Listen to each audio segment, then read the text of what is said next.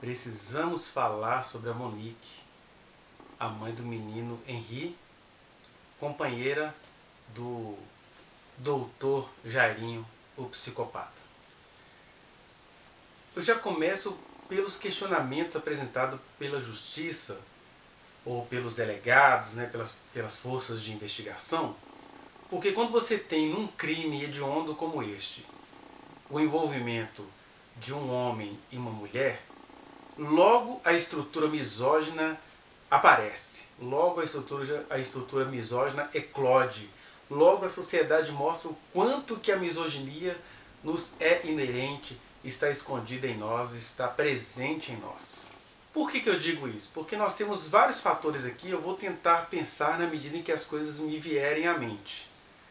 Mas primeiro você tem aí um homem que comprovadamente é psicopata, Dr. Jairinho, porque ele tinha uma aparência de cristãos, de cristão, né, de valores cristãos, um homem público, político, no seu 5º mandato como vereador no Rio de Janeiro, de uma família com envolvimentos antiguérrimos na milícia, apoiador de quem hoje está no poder na República Federativa do Brasil, apoiado e auxiliar praticamente um braço direito do recém não eleito prefeito Marcelo Crivella, bispo da IURD.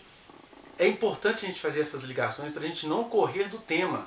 O que nós temos aí? Um homem com características psicopáticas, porque ele era discreto, gentleman, até as namoradas anteriores falam isso dele. Ele era tratável, inteligente, formado em medicina mesmo sem exercer a profissão. O que mais que nós podemos pensar? Ele era discreto na sua vida pública, mas terrivelmente cruel nas suas práticas individuais. Exatamente um perfil psicopático.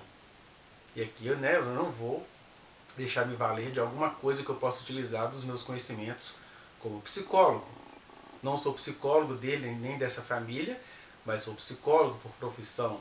Então eu tenho alguma base para estar te dizendo isso. O doutor Jairinho é um psicopata.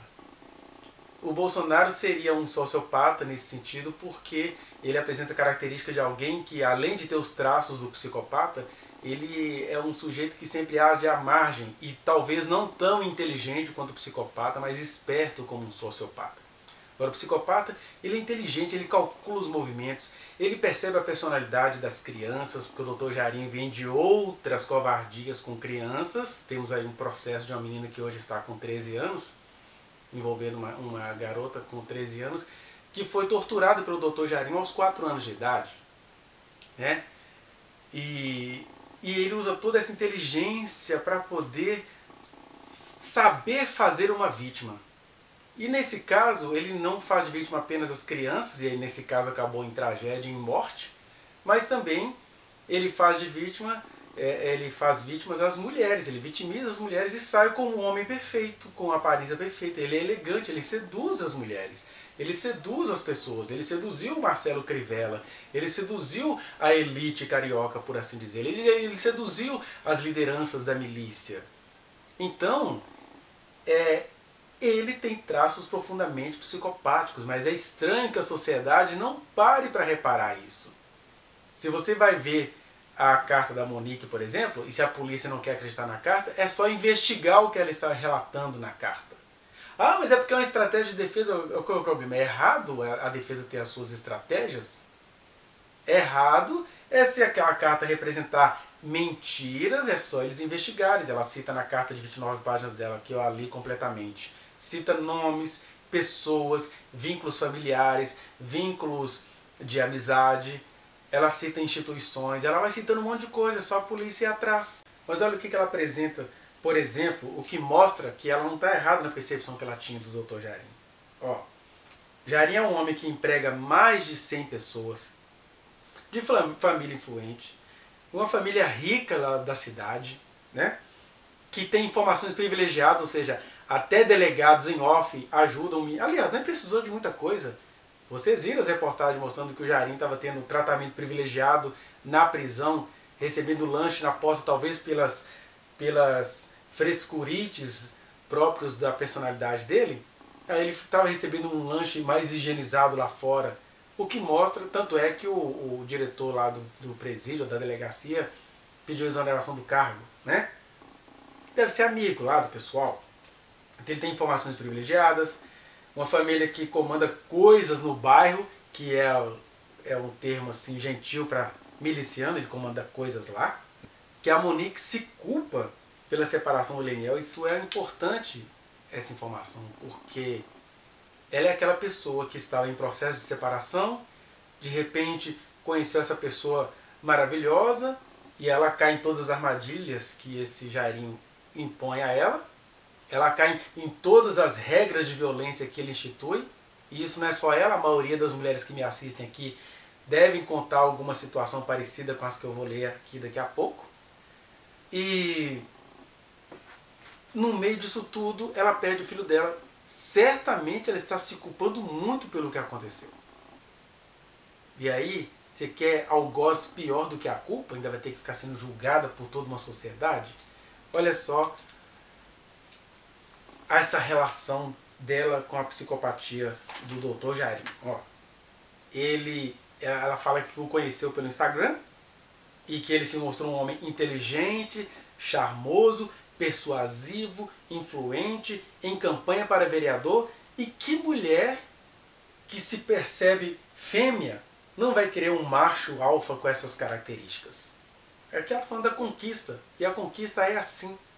Aí as nossas questões antropológicas anteriores à nossa transformação cultural logo vêm. Uma mulher logo se enfeitiça por um macho alfa desses que é assim, essa mistura de um homem de iniciativa, elegante, etc. Né? Como a Rosane Collor falava do Fernando Collor. Então, ela vai ter agora que ser castigada por ter se sentido seduzida por este homem? Eu acho interessante que se fosse um homem falando alguma coisa, logo ele seria acreditado. E aqui eu estou tentando fazer a palavra de uma mulher ser acreditada, já que ela está presa, né? Ela não me pediu nada disso não, nem a conheço, mas eu conheço essas situações, essas histórias que precisam ser reparadas. A gente tem que melhorar esse país, gente, é assim que a gente vai melhorar. Mas o Dr. Jairinho, ele propõe o namoro com condições, aos traços. Aí ele a induz a apagar as fotos do Instagram, aquela coisa gentil, né? O amor. Né, eu sou um homem público, presta atenção, seja mais discreta, pede para que ela não se comunique com homens, depois pede para ela bloquear os amigos, depois começa a rastreá-la pelo celular, exige fotos para conferir onde ela está, e aí a gente já tem, por exemplo, uma possível explicação para aquela selfie que ela faz, que ela estava vivendo sob pressão, e ela tinha que mandar foto para aquele homem, senão aquele homem piraria, porque ele mostrava isso no cotidiano, né? Embora não quer dizer que ele fizesse isso com o filho dela, ela não tinha como perceber isso. É isso que a gente precisa compreender. Aí olha só. Até porque o psicopata é perfeito, né? E aí ele tem ciúme dela ir à academia, põe pessoas para segui-la e tirar fotos dela. Até vai contar o episódio de um professor que ela contratou na praia. E aí quando ela vai ver, ela estava sendo seguida, fotografada. Ainda bem que ela estava malhando, né? Manda as pessoas tirar foto dela para ver com qual vestimenta que ela está malhando, para ele não considerá-la muito sensual, vulgar.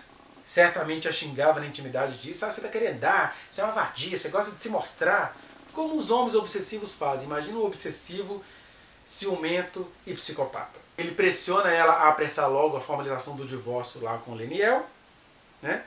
Ele, do alto do seu diploma de medicina, ficava receitando ansiolíticos para ela, e o ansiolítico, no geral, grosso modo, é aquilo que faz a pessoa apagar.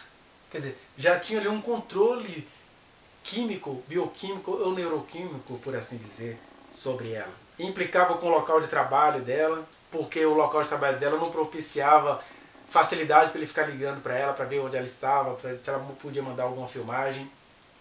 Forçou a mudar o modo de vestir para ela se vestir de maneira mais conservadora. Como o menino era muito novinho, isso acontece em muitas famílias, de quem está me assistindo agora, por exemplo.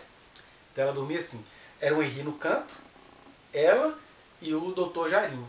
E o tal do Dr. Jairinho possivelmente teve o Henri como seu último desafeto, em quem ele desferiu o golpe mortal, porque ele já vinha tendo vários desafetos, inclusive o ex-marido dela, que virou um desafeto dele, porque ele tinha ciúme de tudo, de todos, do local, de tudo. Né? Essa psicopatia que ficou encapada por essa suposta paixão, porque quem ama não faz isso. Né? E aí, possivelmente, esse menino foi a sua última peça fatal da sua psicopatia. Quando ela não o atendia na hora que ele queria, ele jogava o celular dela, sequestrava, né? Se aproveitava quando ela estava dormindo, nessas situações. Implicou com ela porque ela chamava o Leniel de Lê.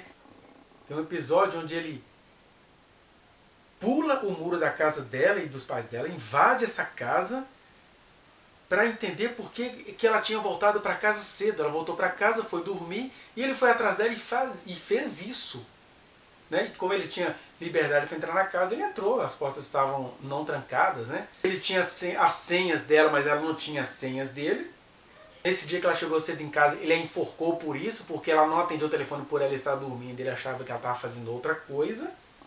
Depois ele vai pedir desculpa, ele acha que ela é muito bonita, ele é muito feio, aí ele tem essas inseguranças, essas desculpas de homens violentadores. Começa a implicar com ela por causa do Henri, ele fala que ela só faz a vontade do Henri. Ele também vai dizer que quando o Henri tentava comunicar alguma coisa do que ele estava fazendo, ele minimiza, fala que o menino era bobalhão, porque pelo que eles descrevem, o Henri tinha uma personalidade, uma criança espontânea, era falante, ele era espontâneo, ele fazia muitos escândalos.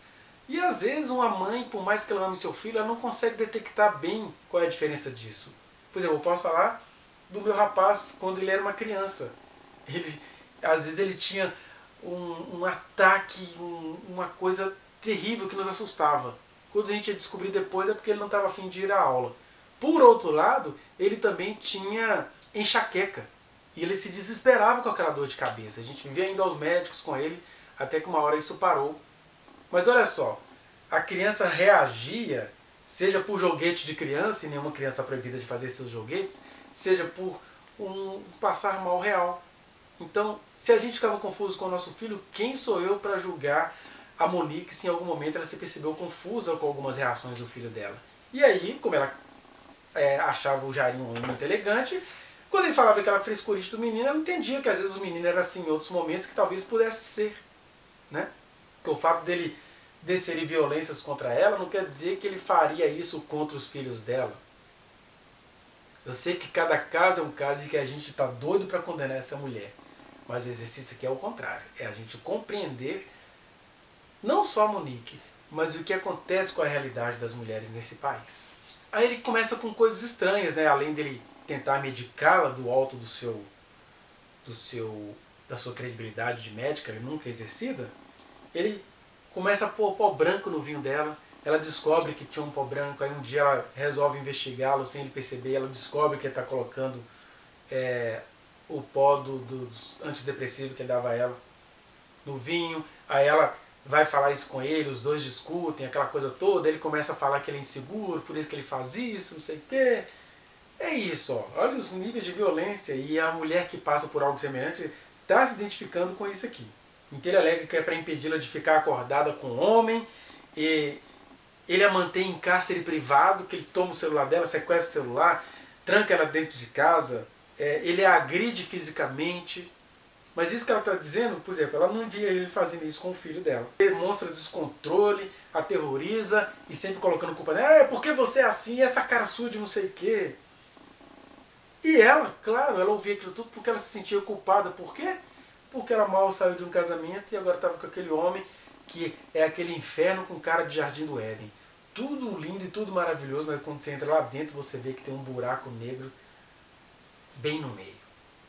É que pronto a sugar tudo, e ela parece que foi sugada. O filho dela foi, né, tadinho? Então, ele está sempre reagindo com preocupações isolacionistas, né, no sentido de que ele é um cara muito inteligente, ele não gosta de se misturar com determinadas pessoas, né, ele é muito reservado.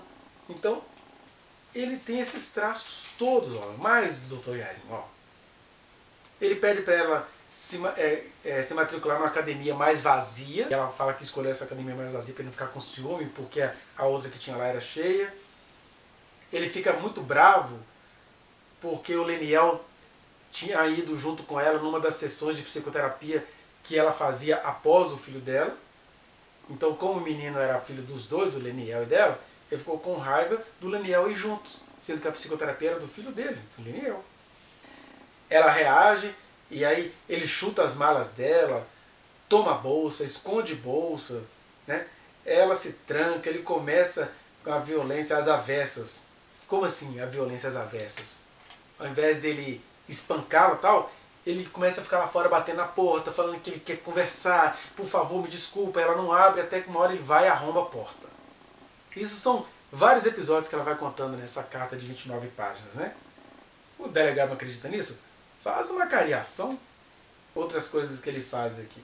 Ele, nesse dia, por exemplo, que ele invade o quarto dela, ele a obriga a tomar remédio, a ir para o quarto do casal. Ela vai sendo vigiada, ela descobre que pessoas foram contratadas para tirar fotos dela, para vigiá-la. Ele, com a influência que tem, né? Deve ter até um detetive particular. Ele tem umas excentricidades, né? Por exemplo, ele proibiu ela de contratar alguém para montar um móvel que ela estava montando no quarto do menino. Ele proibiu, porque ele falou assim que, como ela tinha um corpo muito bonito, o cara ia ficar montando móvel olhando para o corpo dela. Aí as funcionárias da casa, a babá e a empregada, tentam montar. Aí tem um outro episódio das obsessões dele, que ele fica irado porque acho que um fio de entrada USB, ou algo do tipo, HDMI, estava aparecendo, o fio não podia aparecer ao lado da televisão. Aí o fio aparece aqui, esse homem vira um demônio por causa disso, né? E nesse caso desse fio de HDMI, ele chega a ligar para a empregada depois do horário, que ela já estava na casa dela, ligar para ela, e com palavrões ele fala, né, que ela tinha que enfiar esse fio na BCT dela. Para quem sabe ler, meia palavra basta, né? E também nos seus órgãos anais. Mandou ela enfiar o fio. Era um cara que tratava assim as mulheres que o cercavam, né? Seja a esposa, seja as empregadas. Que a babá já o conhecia há anos, então, se é para botar a culpa em alguém, a babá é funcionária. Mas a babá era uma funcionária da confiança da família do Jairinho. A Monique não tinha como avaliar essa questão. E é claro, a babá tentou avisar para ela como funcionária. Ele banaliza a criança, ele ridiculariza a mulher.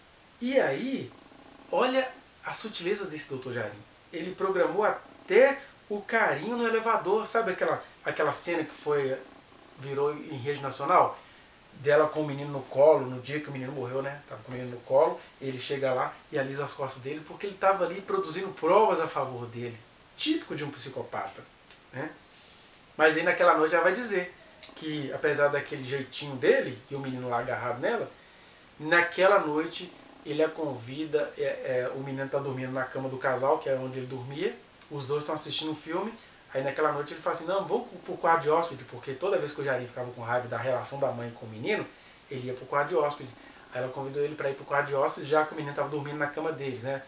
A princípio talvez para namorar. Aí chega no quarto de hóspede e ele a convence a se medicar, né, a tomar os seus soníferos. E aí na mente dela que deve ter acontecido toda a violência dele contra o menino, porque ele já acorda com o menino morto. Coisa do mundo da lua não.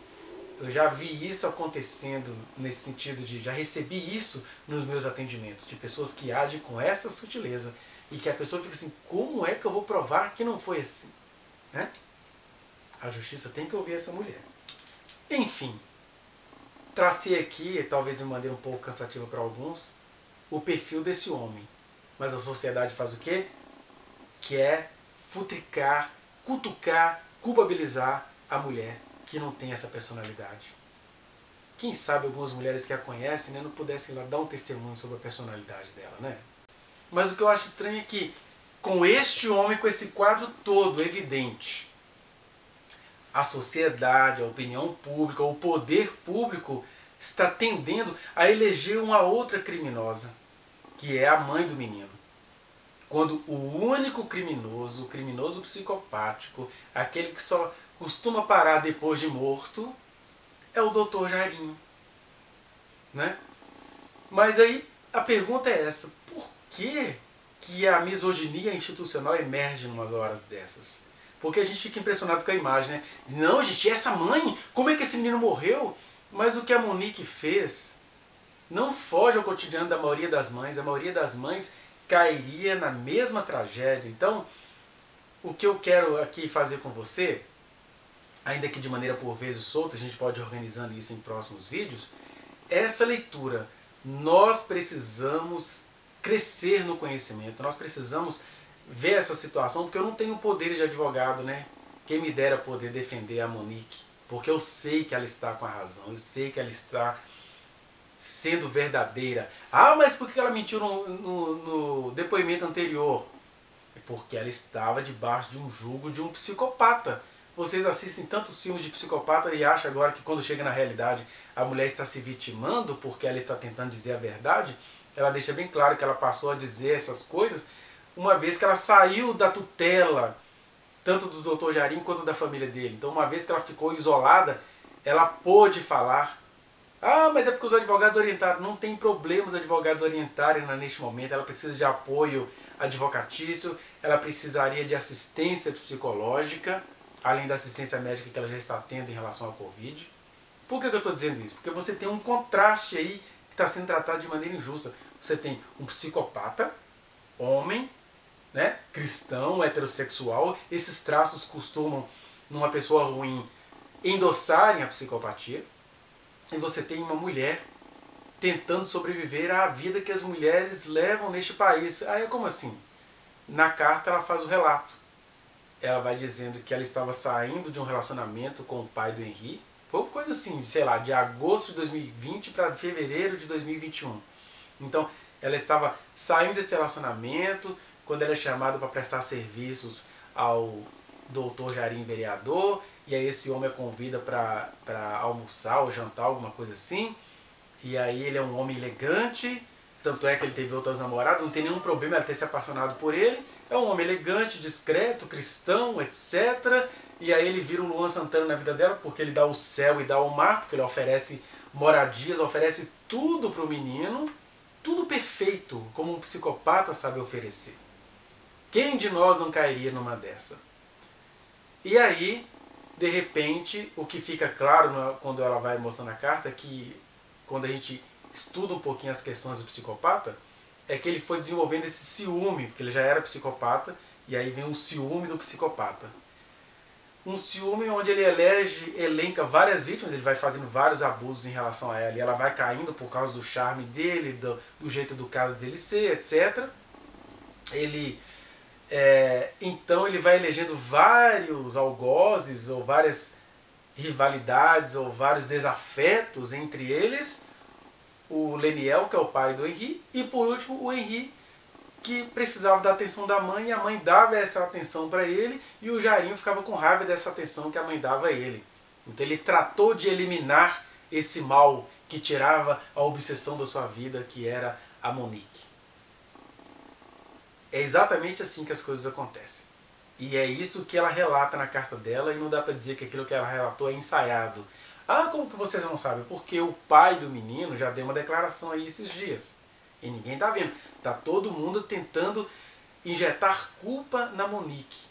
Mas olha só a declaração do pai do menino. Ele vai lá na CNN e diz que ele está indignado com tanta mentira que tem naquela carta. Olha as mentiras que o pai do menino elenca. Primeiro é que ele vai dizer que tem várias coisas que ela fala que ele não sabia que era assim, mas não é porque ela não relatou para ele que aquilo lá é mentira. Ela estava num outro relacionamento. Uma mulher de bom senso não ficaria contando para o ex-marido o que está acontecendo no relacionamento seguinte. Ela mesmo estava tentando entender o que está acontecendo. Uma pessoa em situação de violência tenta entender o que está acontecendo, né?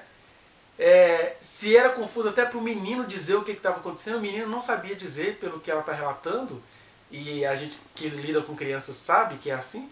Ele não sabe exatamente dizer o que estava acontecendo, e ela também estava tentando entender o que estava acontecendo. Há relatos de que ela ia até comprar filmadoras, chegou a apressar para filmar as coisas, porque o Jairinho era demais perfeito, e aquele medo de acusar injustamente uma pessoa, o psicopata tem esse trunfo, né? Ele consegue enganar os melhores investigadores e os mais experientes psicólogos. Então, Imagina ela, que não entende nada dessas coisas, sendo vítima de um psicopata. Aí, o ex-marido dela, o pai do Henri, vai à rede CNN, se não me engano, dizer que ele estava indignado. Aí ele elenca o que deixou ele indignado. As histórias que ele não sabia, mas o fato dele não saber não quer dizer que ela estava mentindo. Segundo, ele vai dizer que uma coisa que ela relata lá que aconteceu no domingo, na verdade, foi no sábado. Mas ele não nega o que ela relatou, né? Ele não nega, ele simplesmente constata que ela errou o dia. Mas quem num relato não se engana em determinado dia? Eu mesmo faço isso quase todo dia. Eu estou contando uma situação, falo que foi domingo, mas na hora que eu vou ver foi na segunda, foi no sábado, foi na sexta. Lapsos de memórias acontecem. Agora ele só não nega que o fato que ela contou aconteceu. Isso ele não nega. A outra coisa que o pai do menino contesta é o fato de que ele vai dizer o seguinte, que houve uma confusão, isso está na carta, um ataque de ciúmes do doutor Jarim, porque ele descobriu em conversas que a Monique tratava o Leniel, né, que é o pai do menino, tratava-o como Lê, e ele a tratava como Nick, de Monique. Aí, o Jarim tem um ataque de ciúme, e ela, para estancar esse ataque de ciúme dele, promete a ele que não vai mais chamar o Leniel de Lê. Ele fala assim, tá vendo que ela mentiu porque ela continuou me chamando de Lê. Mas a carta é muito clara em dizer que ela apenas disse para o Jarinho, é claro, para se escapar de uma situação, quem não fez isso algum dia na vida, diz para ele que não vai mais chamá-lo, mas é claro que numa conversa particular, até por mania, por costume, ela o continuou chamando de Lê. O que tem de mentira aí em relação ao processo? Aí você tem uma questão cotidiana, às vezes a gente promete a uma pessoa que vai fazer alguma coisa, mas como é uma coisa do seu costume, isso que eu estou dizendo, o que ele está dizendo que ela está errando, tem a ver com picuinhas, mas ele não nega que houve então essa discussão, né? Então ele vai falar de erros de dias, essa questão dela continuar chamando de Lê e não de Leniel. Ele vai falar de algumas outras coisinhas, né? E que ele está indignado com isso, mas na verdade não tem nada de errado, ele não nega nada do que ela falou, né? Ele pode negar no máximo o como, o dia, a hora, alguma coisa assim. Mas isso não invalida o fato em si. Até nas escrituras sagradas existem erros de data, né? Eu posso pegar como exemplo aquela questão, por exemplo, Mateus vai dizer que Jesus disse para Pedro, olha, antes que o galo cante, 3 vezes me negarás. Agora, Marcos vai dizer assim, antes que o galo cante 2 vezes, tu me negarás 3 vezes. Então ele já coloca o negócio do galo cantar 2 vezes. Mas independente se foi 2 vezes o galo cantar, ou só cantar depois que ele negasse as 3 vezes, altera o conteúdo. Ah, mas nessas horas os delegados são muito técnicos. São técnicos porque são tão técnicos quanto misóginos. Estou vendo a advogada da Monique tentando trazer isso. Uma boa advogada, porque é isso. Num crime em que uma mulher acabou sendo implicada numa situação de um homem psicopata, o poder público, os movimentos sociais precisam lutar para que a leitura da misoginia esteja sendo feita aí, porque eu estou vendo misoginia, crimes contra a mulher, preconceito contra a mulher, preconceito contra a mãe, preconceito contra as feminilidades. A palavra da mulher não está tendo a devida credibilidade.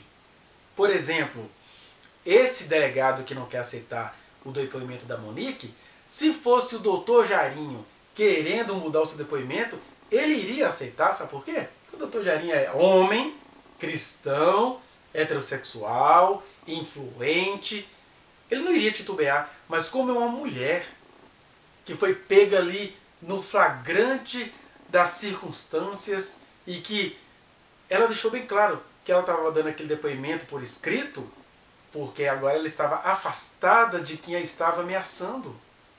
E por que eu vou dizer que isso é mentira? Se eu quero saber se isso é mentira, vamos ler o depoimento dela e vamos investigar os dados que ela dá? Mas é como se a sociedade gostasse de manter a maldição que está posta, de que a palavra da mulher tem de ser posta em dúvida. Eu quero convidar você que é mulher, você que é um homem trabalhado na feminilidade, de entender isso. A nossa sociedade tem um problema estrutural. Ela é, antes de tudo, misógina. Até os racismos que acontecem, eles são sucedidos pela misoginia. Tanto é que existem homens negros que violentam as mulheres. Então, ó, tem misoginia aí para todos os lados. É uma estrutura, é estruturante. E quando a gente vai fazer essas leituras, esses casos vultosos, a gente precisa compreender isso. Porque o que a gente está tendo hoje, neste sábado 1º de maio? 2 homens agora atentando contra uma mulher. O assassino do menino e o pai do menino, que agora parece que ele vai contratar as mesmas pessoas que lidaram com o caso Nardoni, porque agora ele vai querer incriminar a mãe do filho dele. Ele vai dizer o quê? Ah, que ela omitiu isso, eu não sabia das coisas. Ele não sabia das coisas, ele não sabia nem do filho dele, para ser verdadeiro. Né, que ele via esporadicamente, via aos finais de semana, com quanto ela tinha deixado ele livre para ver o filho. Ela até conta na carta que ele passou a ver mais o filho em função da pandemia, que ele passou a trabalhar em casa, mas antes disso ele viu o menino aos finais de semana. Né?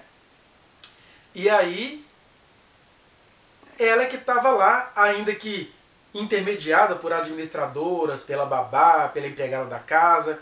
Detalhe, né? A babá que ela contratou confiando no companheiro dela, mas era uma babá que conhecia há muitos anos a família do Dr. Jairinho. Então a babá também sabia das violências, né? E ela manteve a isenção, porque a misoginia é isso. Às vezes é uma mulher, até sem perceber, atentando contra a outra. E é tão engraçado que se alguma vai agir em função da outra, isso é chamado de, isso é muito passional. Não, você tem que ser ética, não vai lutar por essa causa não. Então, quando tudo que você faz em relação à mulher, seja manter-se isento ou aproximar-se, tudo isso vai ser questionado, porque a estrutura misógina, ou seja, o medo inerente à sociedade doentio em relação às mulheres, o medo não, o ódio, né, disfarçado de medo, disfarçado de autoridade, disfarçado de ética, mas é ódio, misoginia. Então, o que a gente precisa pensar no caso da Monique, e aí eu já proponho que você faça seus comentários, faça suas perguntas. Eu vou tentar respondê-las a partir desse ponto de vista, que é ao mesmo tempo da psicologia clínica, em diálogo com a psicologia social, em diálogo com as questões sociológicas, por assim dizer, da análise sociológica, antropológica, da ciência política, que vai lidar com essas questões do processo. E a gente precisa olhar esse caso, então, não para acusar a Monique, mas para entender o caldo ou o buraco negro da misoginia do qual ela emerge. Porque esta mulher tem os seus erros como ser humano? Tem. Mas nessa história aí, ela é vítima também. E aí, na medida que vocês forem me perguntando aí, e eu for respondendo, seja lá nas perguntas, seja no vídeo, a gente vai aprender um pouquinho a não sermos misóginos. Se alguém conhecer de perto e puder fazer esse vídeo chegar a Monique em tempo hábil, para ela ver isso, para ela ver que há esperança. Né? Não posso ser o terapeuta dela, mas posso aqui espontaneamente fazer essa consultoria. Tem elementos misóginos aí. O Brasil é muito misógino, o Brasil não suporta ver uma mulher sendo tratada com justiça. Como é que você sabe disso? A gente vê isso nessas horas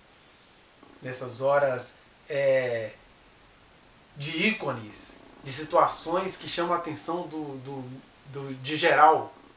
A gente vai vendo que há um desejo inconsciente na sociedade de culpabilizar quem menos tem culpa nessa história. O menino Henri está morto. Há outras crianças que sobreviveram a esse psicopata. Aí a sociedade agora vai botar os olhos na mãe, moralizando de novo a função de mãe, querendo que a mãe seja a figura perfeita. A gente tem que fazer uma outra leitura, gente. O Brasil já está sofrendo demais, porque por não estudar, por não compreender as nossas situações históricas, por não aprender de onde vêm os nossos racismos, as nossas desigualdades sociais e as nossas misoginias, a gente tem hoje no governo brasileiro essas pessoas que foram colocadas lá para serem a antirrepública. Você tem uma ministra da Mulher que só se preocupa com embriões que ainda não têm um cérebro funcionando, e em função desses embriões ela destrói todos os direitos da mulher. Sim, estou falando da Damares Alves. A gente tem um presidente que é a cultura do estupro em pessoa, porque ele invade, ele zomba de tudo, ele é sociopata, e quanto mais coisa ele faz, mais ele desperta paixões, mostrando que há alguma coisa muito errada com os seres humanos. A gente tem um diretor do Instituto Palmares, que é um negro que está agindo contra as negritudes do país. A gente tem agora o presidente da FUNAI atentando contra os indígenas. Ou seja, nesse momento onde um vereador governista, cristão, tradicionalista, homem de família, homem de bem, tem um histórico de maltratar crianças, a gente não pode deixar de fazer essas ligações da ciência política. Este homem tem de ser julgado. Agora, esta mulher que teve a infelicidade de estar ao lado dele, sei lá, de agosto de 2020 até fevereiro, março de 2021, essa mulher ela precisa ser compreendida, porque ela é um caso de necessidade de compreensão das nossas estruturas misóginas para a gente ser transformados. Então a minha proposta aqui não é ser advogado do diabo. Pode parecer para quem está me assistindo que eu sou advogado do diabo, que eu estou sendo advogado ou lutando pela verdade. E a verdade é esta. Se esses delegados aí e todo esse meio jurídico são pessoas realmente corretas, deixe a Monique falar. Deixe a Monique, se vocês acham que ela está errada, deixe ela se entregar nas escritas. Se é estratégia de advogado, que diferença isso vai fazer? É só você ir atrás dos rastros que ela está oferecendo. Porque essa coisa de o ministro mentiu, agora ele quer mudar o depoimento. Aí eles deixam o ministro mudar. O vereador, se quiser mudar o depoimento, eles também vão querer ouvi-lo.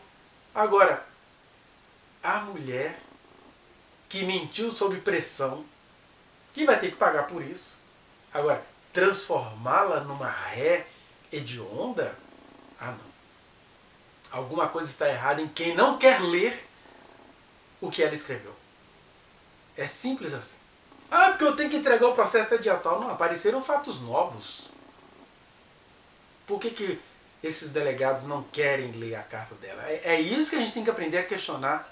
Não é ficar achando que ela está jogando, que ela está fazendo isso, que ela está fazendo aquilo. Se ela está jogando, cadê a justiça? Deixa ela jogar, porque ela está entregando alguma coisa nesse jogo. Agora, as pessoas preferem montar uma peça porque está dando mídia, né?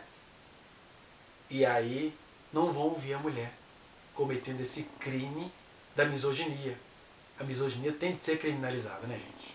Tem de ser criminalizada, porque parece que a gente só aprende pela via da punição, pelo jeito, né? Mas algumas coisas vão continuar aparecendo e eu vou, na medida que elas forem aparecendo, ir contestando-as.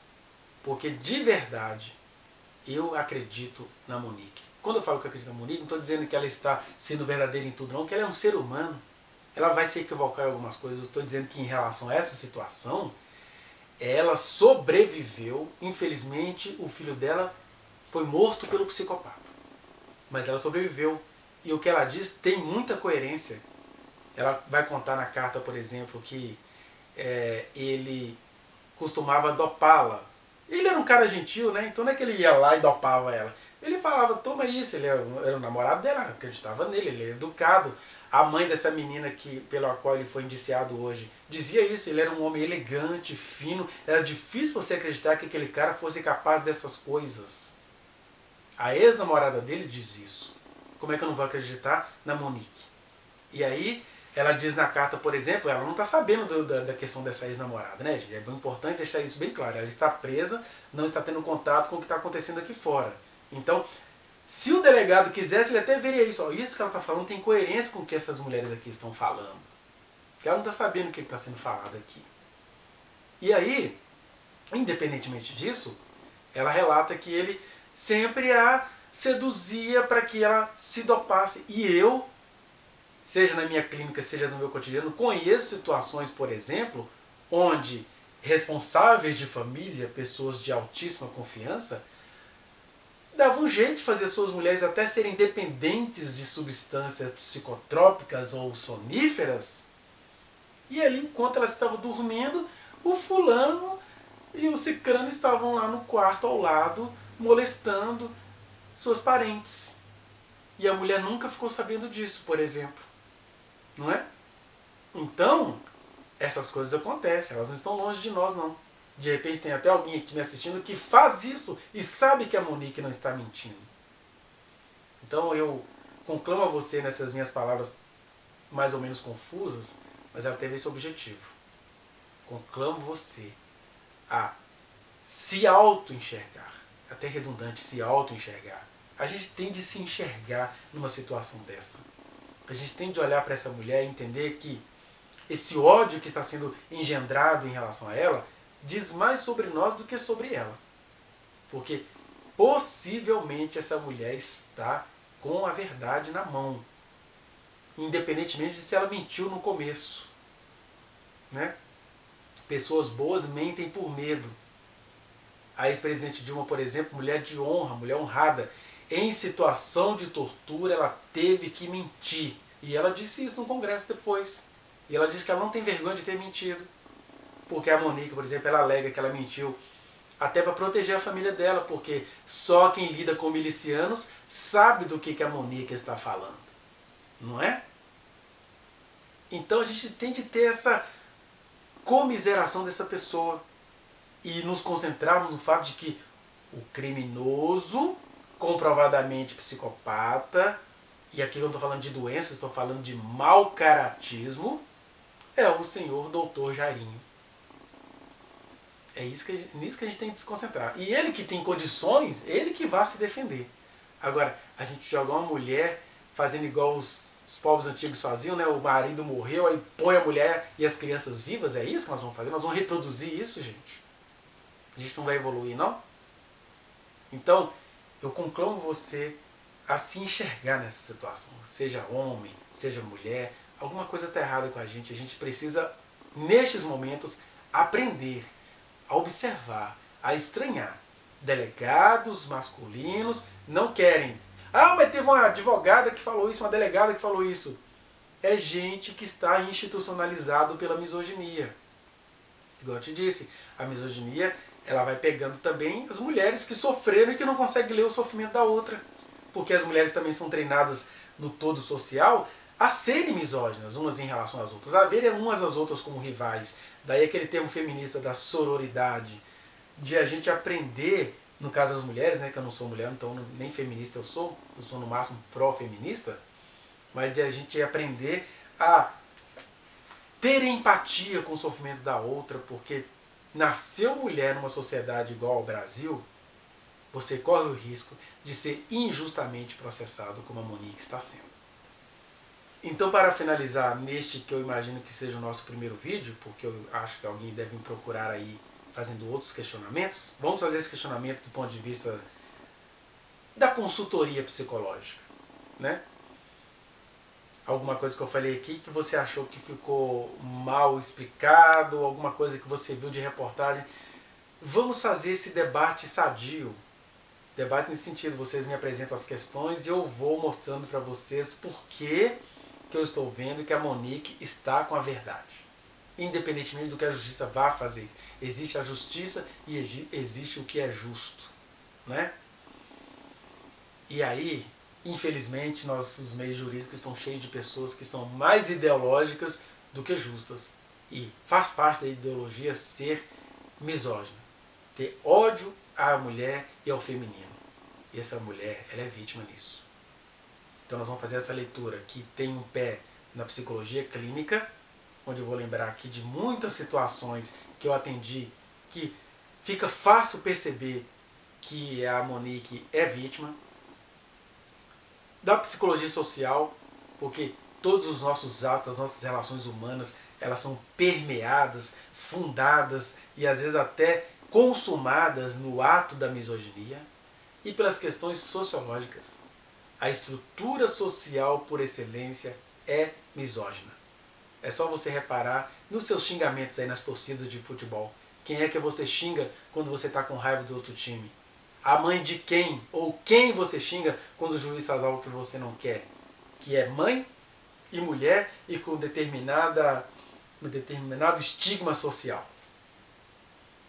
todos os nossos palavrões são pélvicos e fazem alusões às feminilidades em situação de violência, né? Então a gente precisa pensar nisso, porque se isso está nas nossas falas espontâneas de homens e mulheres, quanto mais quando um caso assim, ai, uma criança morreu, a gente tem de culpar uma mulher necessariamente. E aí a gente começa a reproduzir as injustiças e a gente está atrapalhando o nosso mundo a melhorar. E a proposta aqui é, vamos melhorar o nosso mundo, vamos melhorar o nosso país que está afundado nessa misoginia. Não é verdade? Pense nisso e vamos conversar. Se você achou relevante o que eu falei, faça esse vídeo aí chegar em alguém da Monique. Eu tenho interesse em conversar com essa família. E até mesmo com ela, se fosse possível, mas ela está presa neste momento. Mas compartilhe com as pessoas da sua confiança. De repente você é uma mulher que se identificou com alguma coisa que eu falei aqui. Converse comigo aí nas minhas redes sociais. Você vai lá no lugar das mensagens, seja no Instagram, ou no Facebook, ou no Twitter. Converse comigo, propõe alguma coisa para a gente adubar melhor essas reflexões / debates, né? E inscreva-se neste canal, aperte o sininho e receba as notificações, porque aqui tem muita sinceridade, muita empatia por essas pessoas que andam sendo julgadas de maneira injusta na nossa sociedade. É melhor pecar pela empatia do que sair vitorioso tanto quanto maldoso e psicopata penalizando mulheres que estão sofrendo. Estão sofrendo. É isso.